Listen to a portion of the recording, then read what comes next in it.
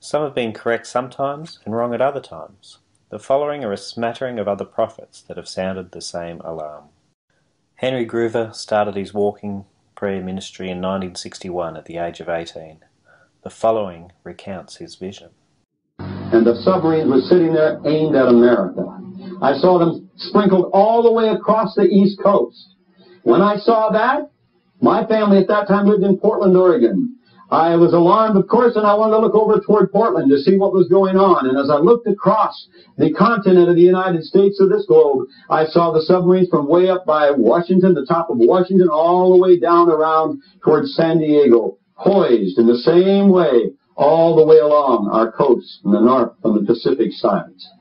Then something else caught my attention. I began to see radio towers going up all across the nation. And these radio towers, as they went up, the dotted lines began going out as though they were transmitting. And then there was an alarm went off in me. They're sounding the alarm. We're going to be under attack. The siege is laid.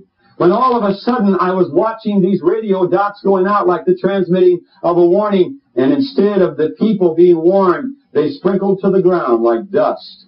And an alarm went off in me, and I cried out in the heavens, and I said, "Oh God, they won't even know what hit them."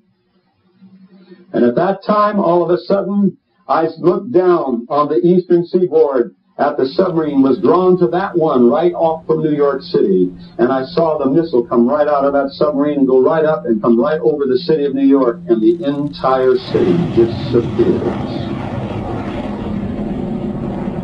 Then I looked on down toward Florida. And down there, I could see another explosion take place. I looked across, because of my family being in the Pacific Northwest, I looked across, another explosion took place up by Seattle, Bellevue. And then another one down by San Francisco. And another one down toward Los Angeles, and another one toward San Diego. Rick Wiles is the True News radio presenter, and he's also a pastor. In 1998 he was working for TBN, and he had this vision in TBN's chapel. On the same day he left TBN. Now, whether you believe me or not, it doesn't matter. I'm telling you the truth. And I understand when people talk about visions that that's a subjective thing, and you have to make your own mind if that really happened. But I'm going to tell you what happened to me. It was like a movie screen appeared in front of me, and I watched buildings on fire. Big skyscrapers on fire. I saw the smoke billowing out of the buildings. I saw Americans staggering out of the cities. Their faces were ashen. They were in shock. They looked like they couldn't believe that they were alive, that they had survived what had just happened. And I said, "Father, what is this? What am I seeing?" And I heard in my spirit, he said, "Son, this is America's future if your nation does not repent." The following vision is recounted by A. Allen from 1954. He was primarily an evangelist. Then suddenly I saw from the Atlantic and from the Pacific and out of the Gulf rocket-like objects that seemed to come up like fish leaping out of the water. High into the air they leaped, each headed in a different direction, but every one towards the US. On the ground the sirens screamed louder, and up from the ground I saw similar rockets begin to ascend.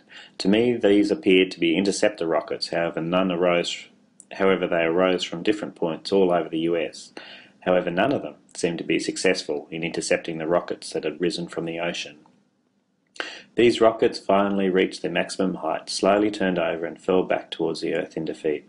Then suddenly the rockets which had leaped out of the ocean like fish all exploded at once. The only thing I've ever seen which resembled the thing I saw in my vision was the picture of the explosion of the H-bomb in the Pacific. David Wilkerson lived from 1931 to 2011.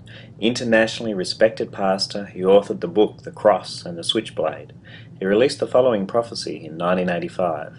America is going to be destroyed by fire. Sudden destruction is coming and few will escape. Unexpectedly and in 1 hour a hydrogen holocaust will engulf America and its nation will be no more.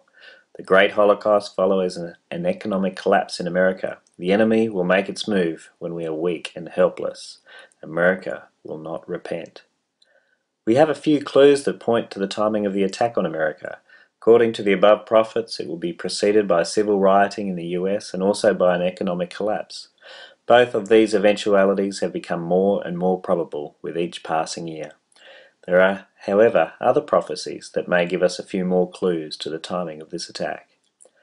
The evangelist Alan C. Martin had a prophecy that purportedly shows Obama to be the last American president. In a combination of two separate visions, 1971 and 1995, he describes the following. He saw 12 houses which he believed represented the last 12 American presidents. In the backyard of house number 3, he saw a Life magazine with JFK's face on it saying, "In memory of dead presidents." In the front yard of the 11th president was a willow tree which represents sadness. Over the 12th house, he saw 6 stars with one falling to the ground. A voice came to him and said, "Look to the east." He began to turn to the east, fully expecting to see the Lord coming in the clouds. The dark clouds opened up in 2 places, and he saw the sun darkened and the moon turning to blood. He believed these signs represented the judgment to come during the 12th president. According to the vision, we are now in the house of that last American president, the 12th house. This prophecy will certainly be tested over the next 4 years. Michael Boldea is the grandson of Dumitru Duduman. He also had a vision that allows us to speculate on the timing of the final American judgment. Here it is. I dreamt I was walking through a sparsely wooded forest, and suddenly my attention was drawn to an eagle flying high above the tree line. It was a beautiful sight to behold as the eagle rode the thermals, flying in slow, lazy arcs across the blue sky.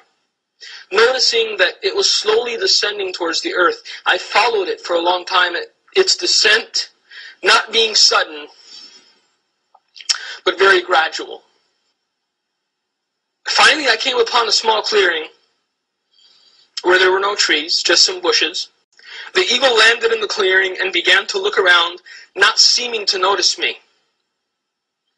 As I began to wonder what relevance this had, a man dressed in white, hands clasped in front of him, appeared beside me and said, "Be patient. In due time, you will see the purpose."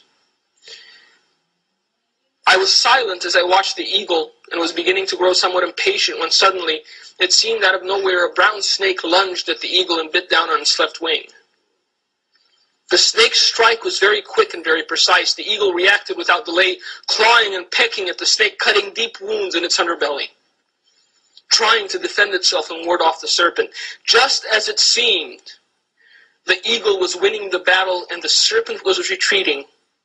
Another serpent approached, red and black diagonal stripes covering its body, and without hesitation struck out at the eagle's right wing, biting down and refusing to release. After a momentary tug of war, the serpent tore off flesh and feathers, leaving a large wound on the eagle's right wing. The second bite was much worse than the first, and for an instant the eagle was stunned.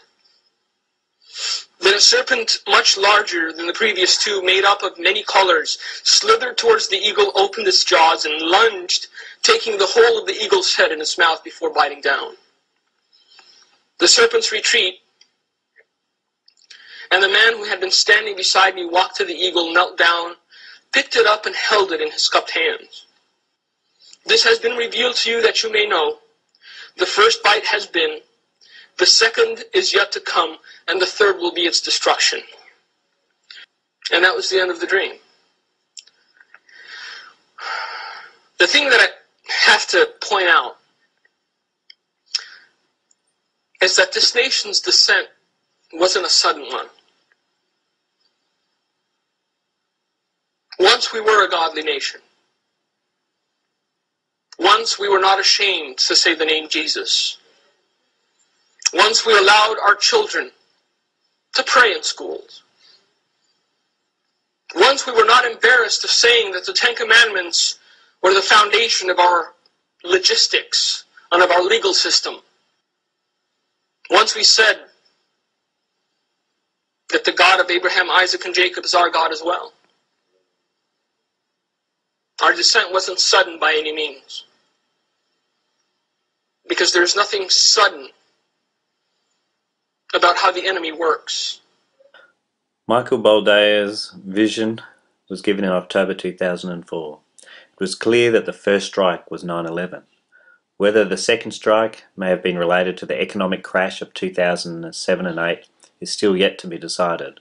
There is more to be said in regard to the first strike, or to the first judgment that became known as 9/11. A few people warned in advance of this event. Rick Wiles, the True News presenter, was one of them. When I started the radio program in the summer of 1999, I said several times in July and August of 1999, I said words to the effect, folks, I don't know what this means, but when I pray, I'm hearing in my spirit, judgment starts in America on September 11. Now, I didn't know what it meant, but I thought it was imminent. That's all I heard.